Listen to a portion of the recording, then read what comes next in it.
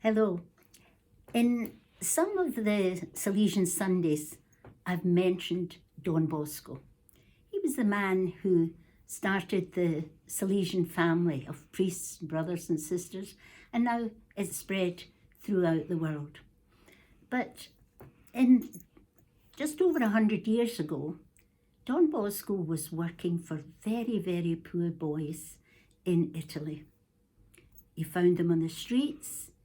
He found them in prisons. And his heart was really broken when he saw these good young fellows who just got on the wrong path. And they were sliding down. And it's so easy to slide down. It's much more difficult to climb up. So Don Bosco, his whole idea was to prevent them sliding down, keep them up here so they don't slide down.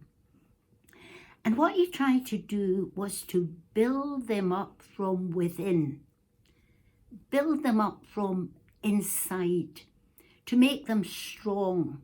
His great thing was to make strong Christians and upright citizens. That's what he wanted to do.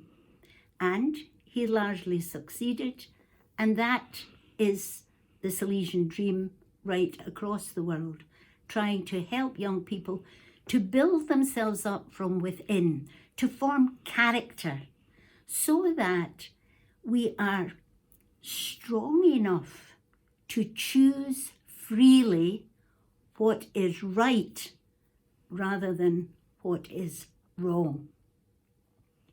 So that was Don Bosco's way and is Don Bosco's way. Now, we're in Lent. And during Lent, people very often try to do a little fasting. They might give up chocolate or sweets, biscuits, fizzy drinks, things like that. And you might say, well, what's the point? The point is this: it's not the giving up of those things. It's the self-discipline. It's this business of building up from within, building an interior strength. That's what it's about. That's where the value is.